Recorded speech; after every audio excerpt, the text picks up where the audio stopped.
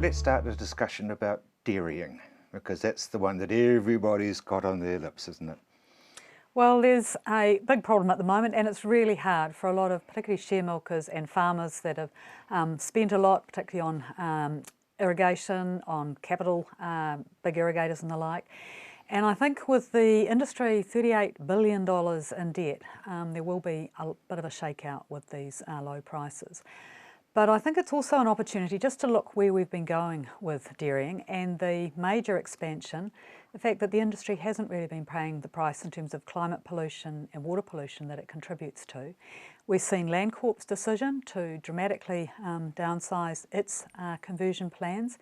We need a much more mixed, diverse land use, and the interest in conversions has been encouraged by government with its big subsidies in the form of irrigation payments, and we'd like to see those come to an end.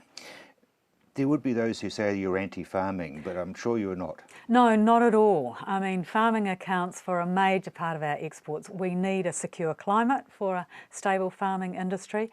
What we want to see is a more diverse land use, more diverse sector, more added value and more innovation, so that we're not as vulnerable to the swings in commodity prices that we've seen with the dairy downturn. We can go with all that lovely, warm, fuzzy stuff and farming.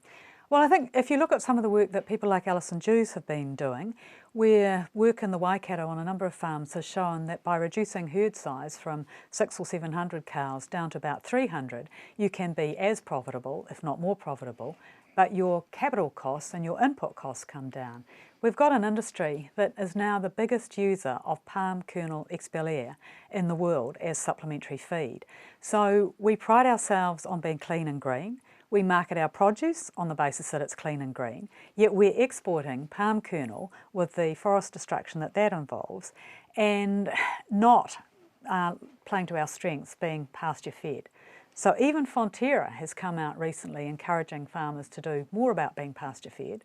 Dairy NZ is emphasising that too. So we need to move away from this high input cost model, which has got high costs for climate and for water pollution, back to our strengths and looking at what's profitable on farm rather than focusing on maximising production all the time. Growing grain instead of bringing that palm kernel in, for example, it's about the same price.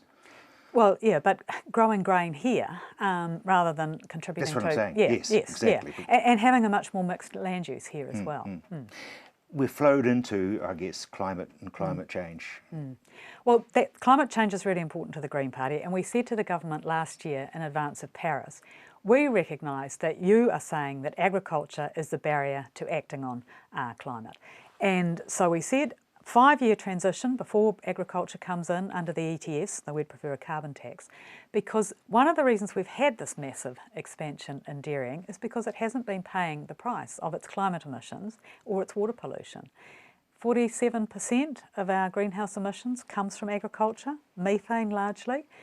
We need to farm, but we need to do it in a way that doesn't pollute the climate. So if you put a price on the pollution, that doesn't have the same incentive that we have at the moment. People have been encouraged to convert by the government not putting a price on water, subsidising irrigation and not putting a price on climate pollution. So I guess you're sort of saying you need some sort of a tax, or I hate to use that word, but... No, we've proposed a carbon tax, but all of the revenue that a carbon tax would generate would come back to households and companies. It wouldn't just go into the consolidated fund, and that would be through a 1% cut in company tax and a cut in income tax as well.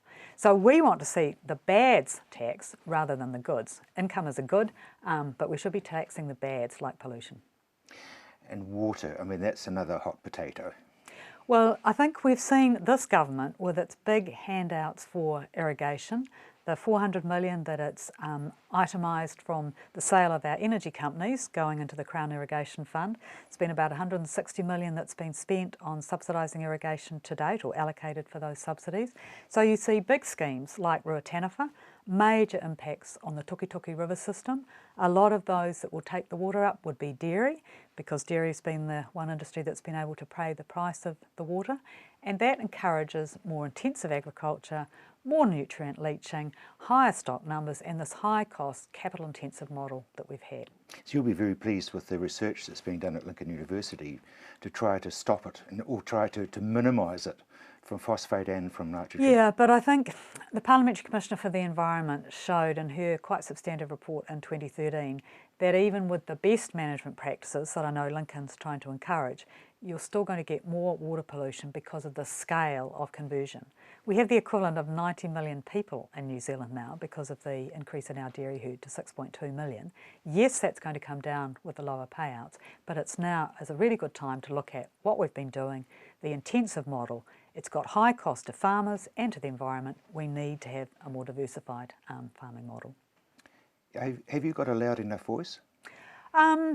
I think we have been saying that the dairy bubble is going to burst. It has. That's high cost to a lot of people in the industry. But we can look now at things like Manuka.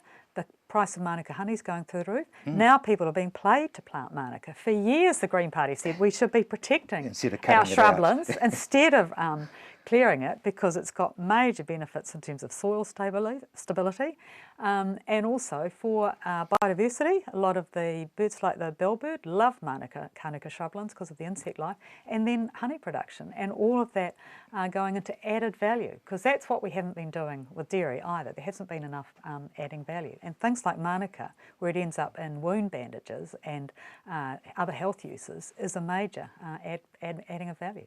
Wonderful, thank you very much indeed.